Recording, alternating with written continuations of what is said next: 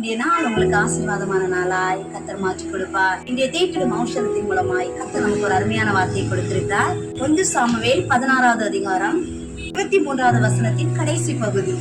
தாவீது சுரமண்டலத்தை எடுத்து தன் கையினால் வாசிப்பான், அதனாலே பொல்லாத ஆவி அவனை விட்டு நீங்க, சவுல் ஆறுதல் அடைந்து சொஸ்தமாவான். ஹல்லேலூயா.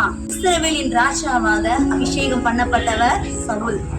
அதே போல சாமுவேல் தீர்க்கதரிசியாக தாவீதும் அபிஷேகம் பண்ணப்பட்டிருந்தார். சவுல் இடத்துல ஒரு அசுத்த ஆவி அவனை அலைக்கழித்துக் கொண்டிருக்கும் பொழுது தாவீதை அரண்மனைக்கு அழைத்து வந்தார்கள். தாவீதுக்கு ஒரு திறமை இருந்தது. அவன் சுரமண்டலத்தை எடுத்து வாசிப்பான். அவன் சுரமண்டலத்தை எடுத்து வாசிக்கும் பொழுது அசுத்த ஆவி அவனை விட்டு வெளியே சென்றது. அவன் சுகமானான், சொஸ்தமானான், ஆறுதல் அடைந்தான். இந்த வார்த்தையை கேட்கிற பிரியமானவர்களே, உங்களோடு கூட கர்த்தர் இடைப்படுகிறார். பொழுது மற்றவர்கள் சுகமாவார்கள், விடுதலை ஆவார்கள்.